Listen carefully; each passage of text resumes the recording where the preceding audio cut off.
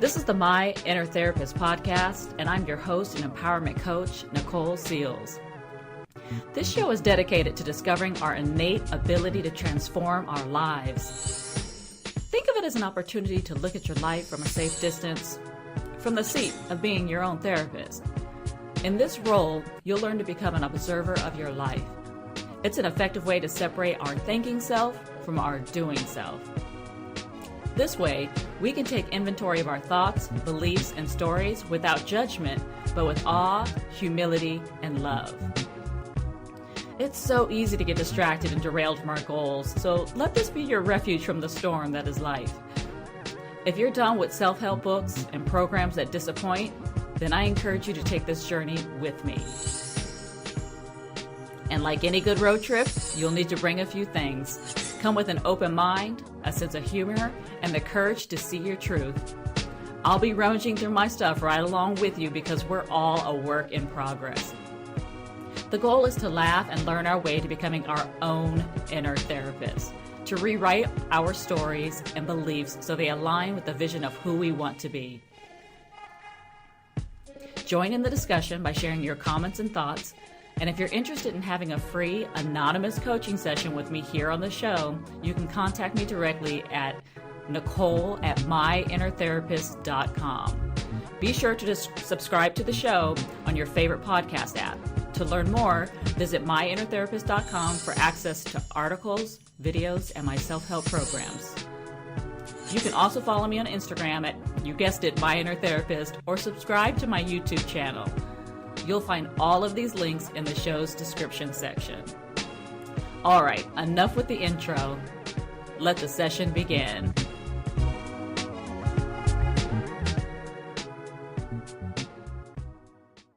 Hello all and welcome. I thank you for joining me. I appreciate you showing up for this conversation. And I also want to congratulate you on taking the time out of your day to tap into your inner therapist. And it's something that we all need to practice doing more often so that it becomes just a regular skill that we have. And there's so much power in doing so because it really does put us back in control of our lives and we stop being dependent on other people and external factors. So this really is about reclaiming our power. So let's get to it. Today we're going to be talking about questioning our beliefs. Now, this topic actually is the result of an email that I had responded to, an email from Cara, and she wanted some clarification about how you actually go about questioning your beliefs. What does that process even look like? And the second part to it was, how do you do that without getting all emotional? Because when you start thinking about your beliefs, it's really easy to go down that rabbit hole and find yourself getting stuck in that loop where maybe you are questioning your self-worth, or you have a tremendous amount of self-doubt, and you are just lacking the confidence to be able to make change in your life. So we're going to talk about that today so that we're all on the same page and we all have an understanding of how you go about changing your beliefs, how you go about identifying and assessing which beliefs need to be changed, but then how you can do it from a place of where it's judgment free. It's not an emotional experience. It's more of, I liken it to the same way if you were the head of a company, your company, right? This was a company that you grew. You're the CEO. You are running the show. And it's your job to constantly be evaluating how successful your company is, and if there's any areas where there needs to be some improvement, if there's some area in your company where it's not functioning the way that it should, or there's a performance issue, or maybe there's a policy issue, right? There's some rules and policies that are holding you back in a way to where your company's not being creative, your company's not growing, maybe your company is actually struggling to have relationships with other companies. So we want to really just take ownership and look at it from a place of distance, actually, rather than just being immersed in the emotion and let the emotion of it take over us. So let's get into it. The two questions that we're going to be asking ourselves in this conversation today is, how do you know which beliefs need to be changed? And how you question your beliefs without getting really emotional about it. And before we do that, the very first thing that we need to do is make sure that we all understand the why. Because the why has to come before the how. We need to understand why it is that we're even taking this close look at our beliefs in the first place. Because there's so many times I will meet with a new client, and my role in that first initial setting is to really determine the motivation level of that person, and how much they want the change, where they're at on the spectrum of, I want my life to be different and this is how much work I'm willing to do. Because if those two things aren't in alignment, people aren't going to change. And if you feel as if you want a different life but you're not ready to do the work, then your life is going to remain the same. And that's fine. And it's a personal choice that we all have to make. But if you are here listening to this and you're looking for programs and you're also trying to find other people and other bits of information to help you because you really are trying to change your life, then it's important to understand the why behind it. And one of the things that I share in my initial sessions with clients is that when it comes to our belief systems, there are a number of things that we have to take into account. And we have to look at how they are affecting us. And that helps us to determine whether or not we're going to actually do the work in changing them. And so the first of that, when we hold outdated beliefs, what that does is it keeps us rooted in our past. And an example of that would be, say you as a woman, you hold a belief that a man should take care of you. And as a result of that, you attract men who take care of you, but they also happen to be men who are controlling. So they take care of all aspects of your life to the point that you no longer have a say in your life, and you are not happy with this. And this has been a pattern for you. You continue to go from one controlling man to the next in your relationships. And what we don't really understand is how our choices and the decisions that we're making are really influenced by this belief that we're holding on to that actually does not serve us. If you believe that a man should take care of you, and a controlling man shows up, you have actually received the very thing that is in alignment with the belief that you hold. Another example is if you buy into the belief, or you hold the belief, that you're not smart, that you're not intelligent. And as a result of that, you don't get the jobs that you want, or people talk down to you.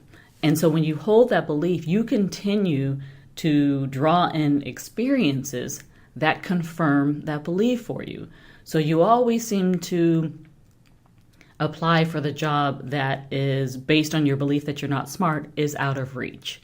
Or maybe it has some educational requirement that you can't, that you don't meet. Or maybe you find yourself always seeming to engage with people, whether they're coworkers or friends, who look down on you or who treat you poorly. And unknowingly, we have these experiences and we pull them into our lives because of the belief that we hold. That belief ends up being this kind of guiding force that really points us in the direction of where we're headed. And this whole process is to discover the ones that are running in the background that we don't pay much attention to, that we've just become accustomed to accepting without ever questioning. Another way that these beliefs can really impair our ability to have the lives that we want is when we have false beliefs that limit our possibilities.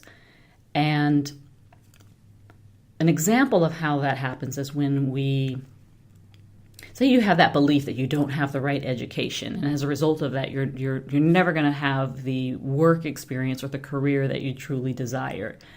And so if you tell yourself, because of my experience, I'm not going to be able to become let's say you want to become a doctor, or let's say you want to become a lawyer, and you tell yourself, well, I don't have the education to end up becoming that.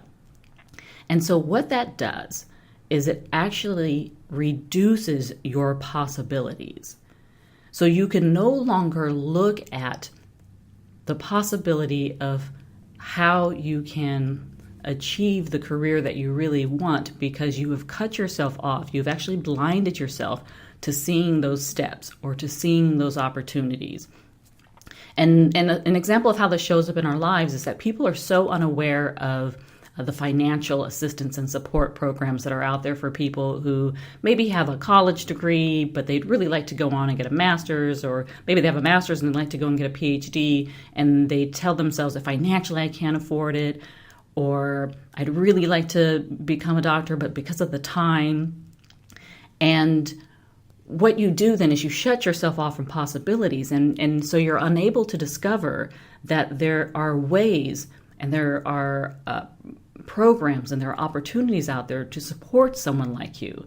There are fellowships that will help you pay to go back to school. There are jobs that will actually pay for you to go back to school. That there are extended programs that will adjust to your own work schedule so that you don't have to go and get this new degree within a 2 or 3 year time period. That they have an extended program where it's 4 to 5 years. But when we cut ourselves off from that possibility by holding that limiting belief, we're unable to see those options. And so I think the way that manifests is people end up feeling very stuck. And I would say the most common complaint I hear in my work is that people just feel stuck. They don't know how to move forward. And most of the time it's because they have a set of beliefs that actually are holding them back. And typically those beliefs are holding them back and rooting them to their past. So the third type of belief that we want to talk about are the ones that create resistance in our lives. And this is very common, to hold on to an idea or belief that actually ends up kind of building a wall around us. And we do this as a way to protect ourselves, right? The mind is always looking for ways to keep us safe and protect us from risk. Our brain is very risk adverse, so it's always trying to find ways to protect ourselves. So we often will create beliefs that end up building these invisible barriers around us, and we believe that it's a form of protection, but what it actually is it's resistance. And what that resistance does is it blocks us. It resists any type of opportunity or experience that is not in alignment with the belief. So say, for example, that I just heard this one the other day. Money is the root of all evil. Really common belief that a lot of people hold.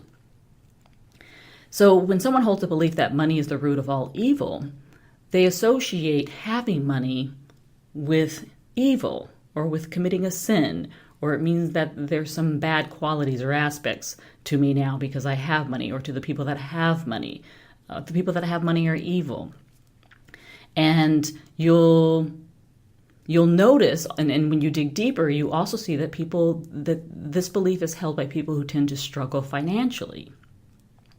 And they can't seem to link up the relationship between holding the belief that money is evil to the fact that they really struggle to have money, and to keep money, and to increase their income. And if we dig a little bit deeper, if we take a deeper look at that belief, there is an inherent message in the belief that money is evil. And we hold that association, and we don't do it in our conscious thinking, but we do hold it in a subconscious way, in our subconscious mind. It lives there, and it drives our behavior, And so we are always seeking to be virtuous, right? So we want to be this person who really is set apart from those who strive to have money in their life and are attached to material possessions, and we need to set ourselves different from that. And at the same time, we are setting ourselves apart from the money and the material that we ourselves are seeking. And what a lot of people are unable to do is to make that association between their belief and the limitation or resistance that it's set up for them in their lives.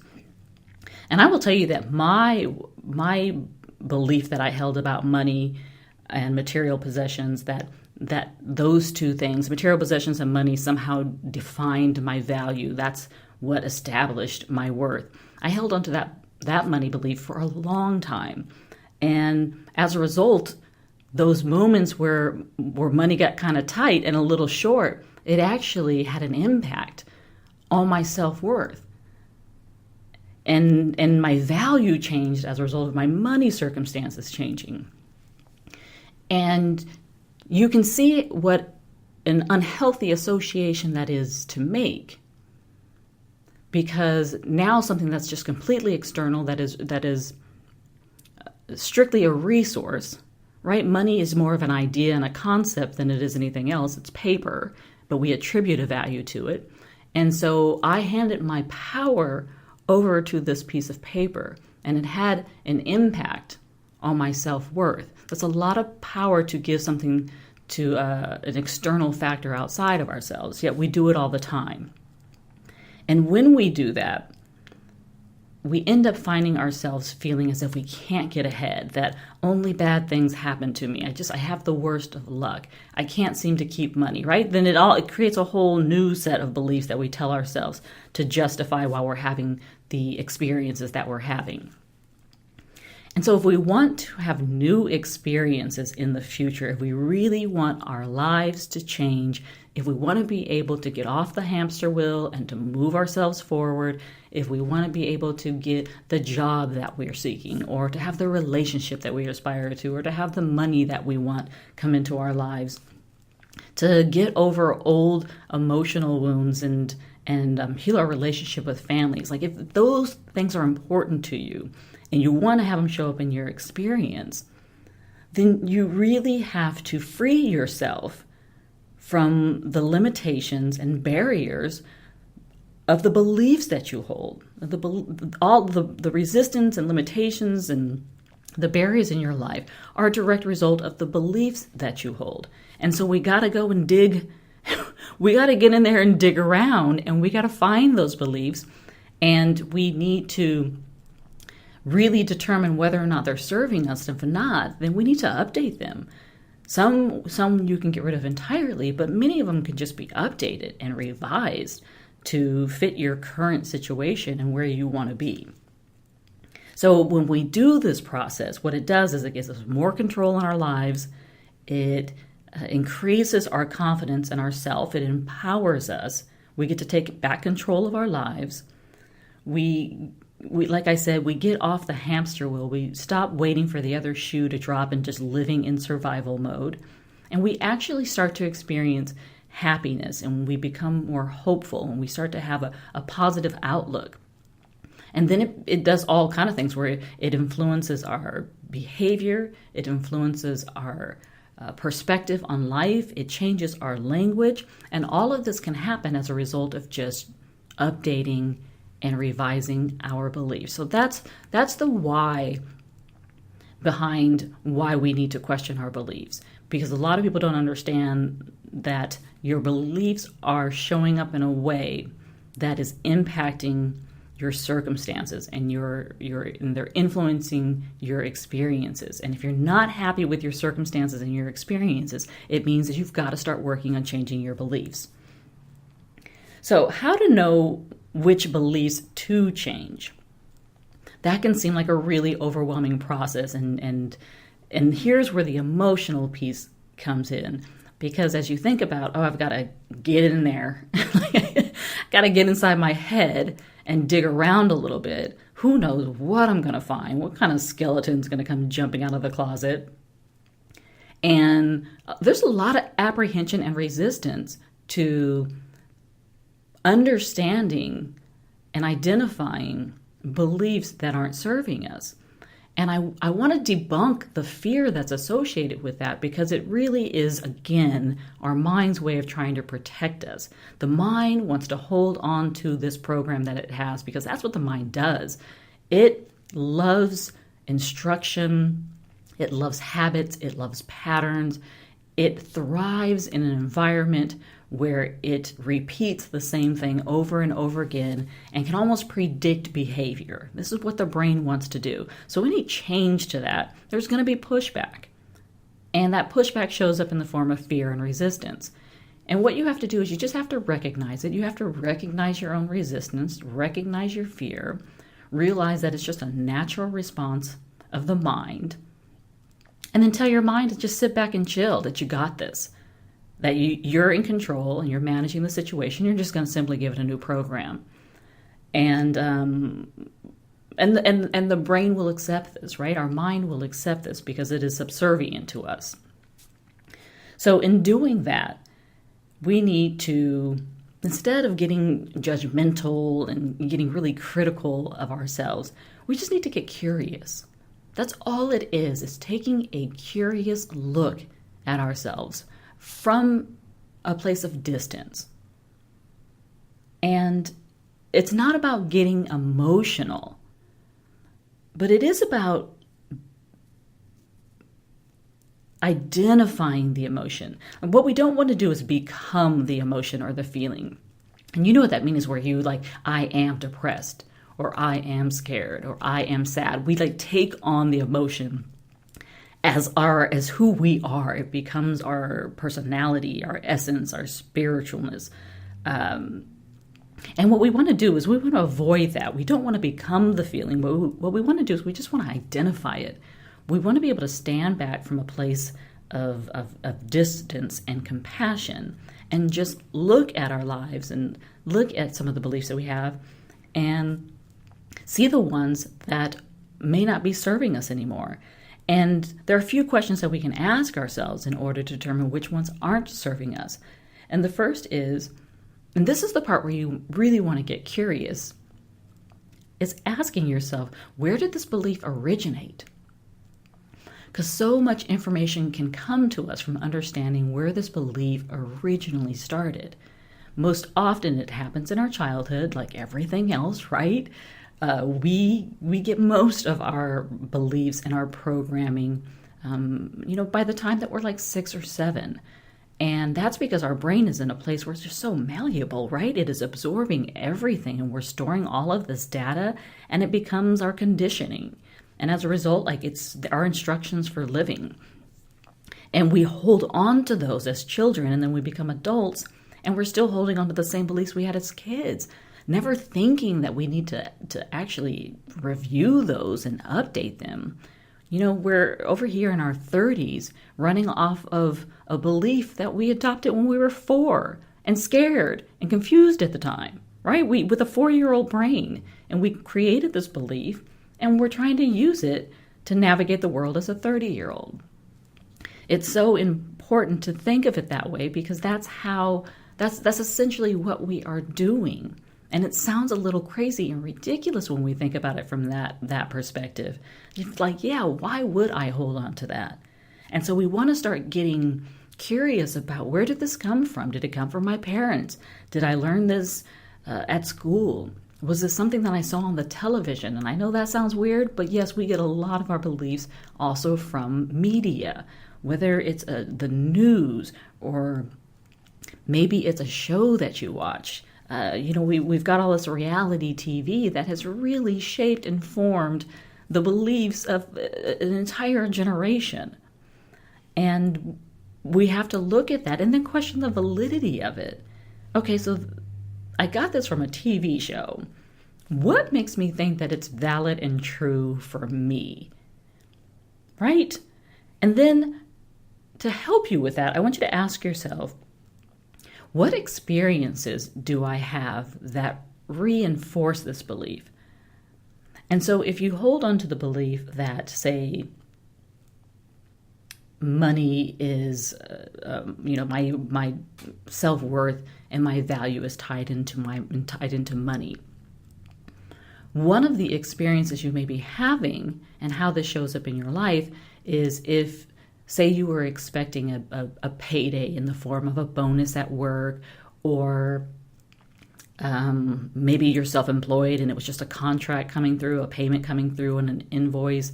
Maybe you were getting money from a relative. Maybe somebody was paying you back on a loan, and it was a good amount of money to where you really were dependent on it, like you were waiting for it because you had plans for it and there were things that you're going to do for it. And then the money doesn't come. And one of the first things that we do is we get upset. We get upset that the money didn't come.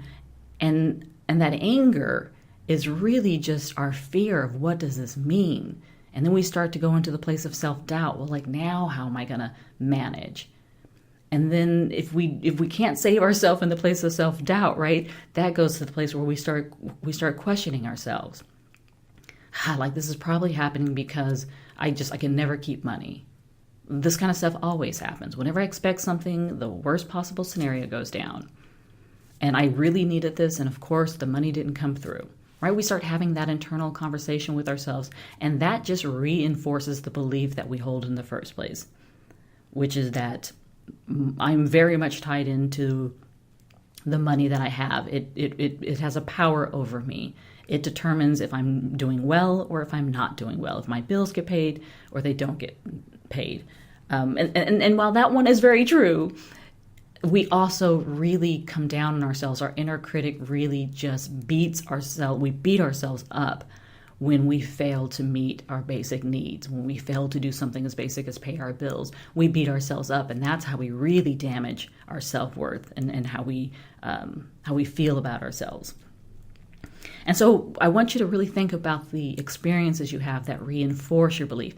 And I want you to think about those experiences, and we're gonna label them for the sake of just being the manager right now, right? Who's looking, or the CEO who's looking at the company. We're just gonna label that experience of whether that was beneficial experience, like it brought some good into my life and some value, or it was disappointing or hurtful or upsetting. And we're just gonna give those experiences a label so that we can better identify if this belief is working for us or not. And then the last thing that we're going to do is we're going to ask ourselves, what emotion is associated with that belief? So when I hold that belief and an experience shows up in my life that reinforces that belief, how does that make me feel? And then in the example I gave you about not getting the money that you were expecting, and you really start to feel, doubt yourself, and you're feeling angry, you're feeling doubtful, you're feeling fearful because now you're not going to be able to pay your bills. So you want to look at the emotions that are attached to that belief. And you want to do it through that process of looking at the experiences that reinforce the belief. And when you do that, that helps you to really clarify, okay, these are the emotions that come up tend to all be negative, or they tend to be very, they're weighty emotions, they're draining emotions, they're emotions that pull me back, they're emotions that keep me stuck. And the last question I want you to ask yourself, and this one's really important, is, does this belief support who I want to be?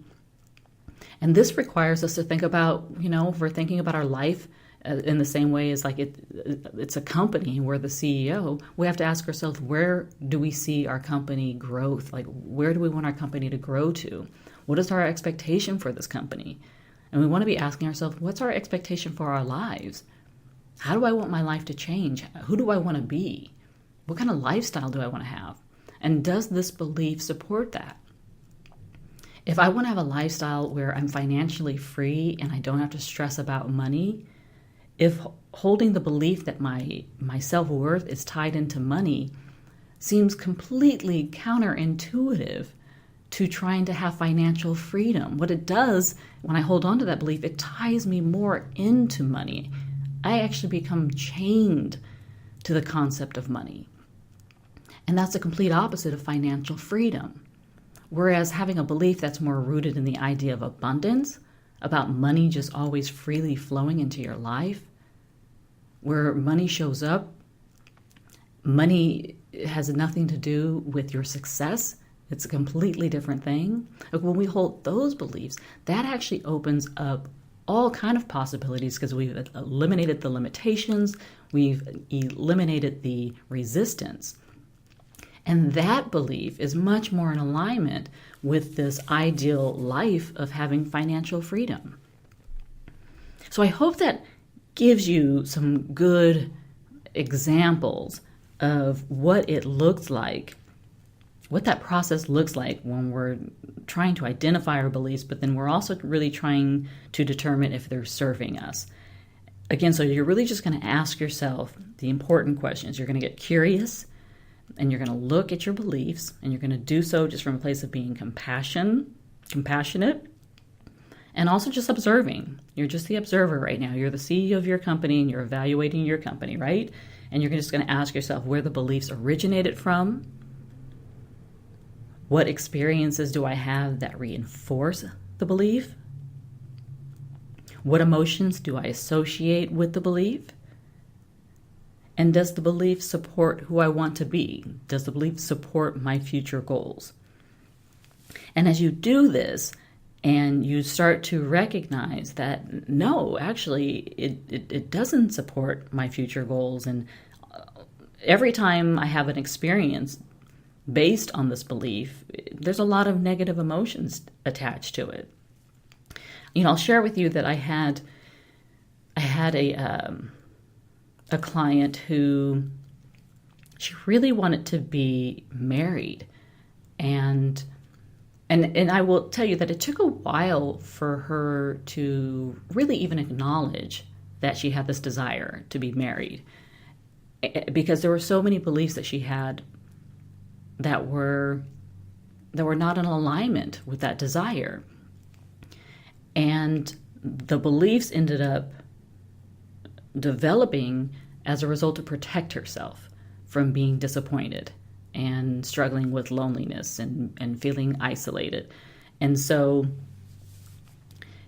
what we had to end up doing is really looking at those beliefs and creating the relationship to how she was struggling to find someone that she wanted to marry, to find a partner who she felt was worthy of marriage.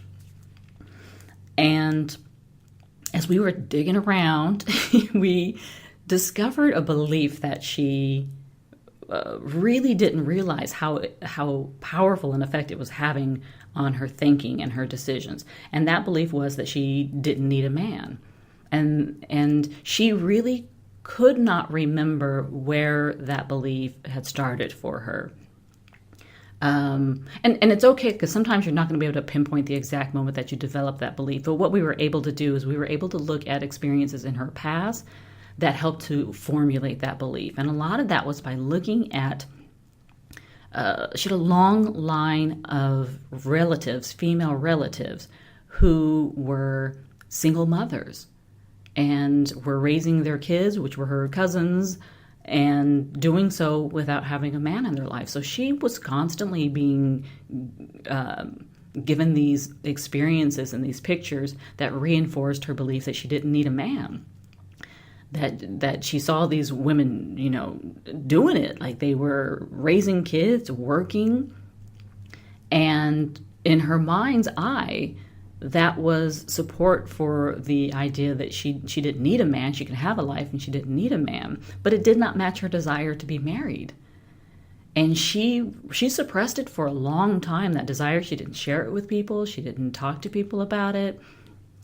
She really kind of took on this persona of, I don't need a man in my life. Yet she harbored deep sadness over the lack of having a partner.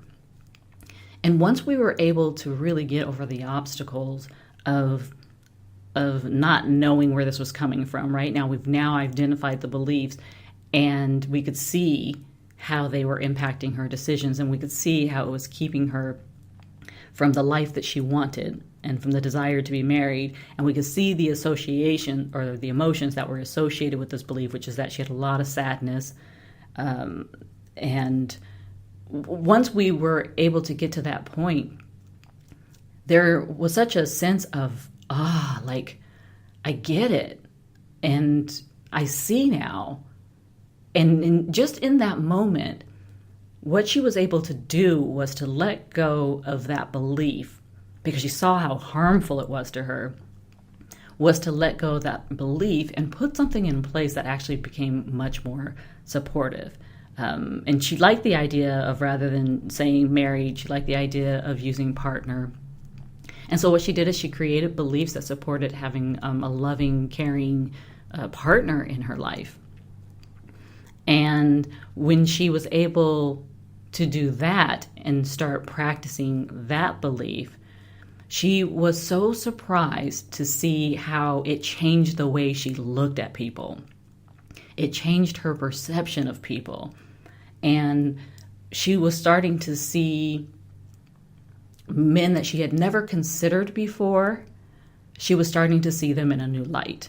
And she was looking at it from a much more positive perspective, rather than like looking at all of their negative attributes and saying, this is why I can't be with this person. She actually was starting to see the positive qualities in people. And it was really exciting for her, because she was now the creative controller of her life.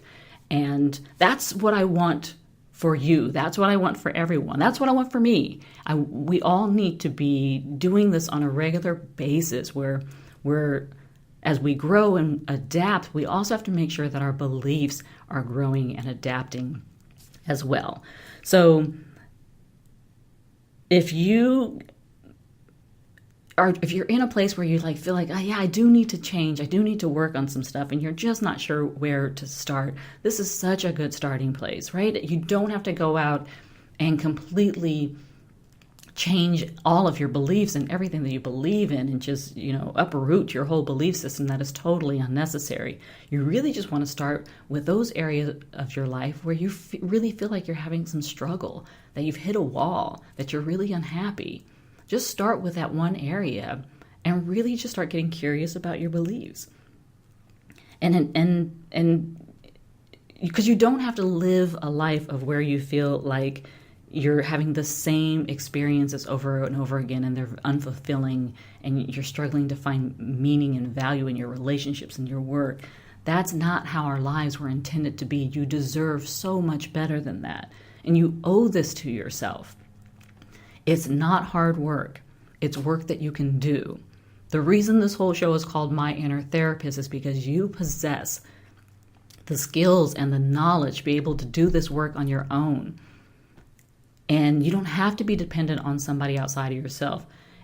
This type of work, this self-work, is something that we can do for ourselves. We don't need to go and see a therapist in order to do it, because you know your belief systems better than anybody. And now you have the tools to be able to walk yourself through the process of identifying the ones that don't work for you. So take this, practice it, become your own therapist, help yourself to identify the beliefs that are no longer working for you and change them. It is that simple. And I'm telling you, in the moment that you're able to change them and adopt something new, it is incredibly freeing. You know that feeling of feeling like you can see things in a whole new light? That new possibilities are showing up. You happen to get information that you never even considered before. Something shows up in your inbox. Somebody refers you to read a book or recommends that you read a book. Maybe you have a random conversation with somebody who actually ends up somehow bringing a new opportunity into your life. These are the things that can happen as a result of changing your belief. Okay? Do this for yourself. You owe it to yourself. You deserve this, and you are completely capable of making this kind of change on your own. You don't need anyone. You have the power in you, and we're calling it your inner therapist. So tap into her. She's smart. She's smart. She knows a lot. All right, that's going to do it for today's show. Remember, your goals aren't achieved in the future. They are realized in the choices you make moment to moment. Until next time, friends.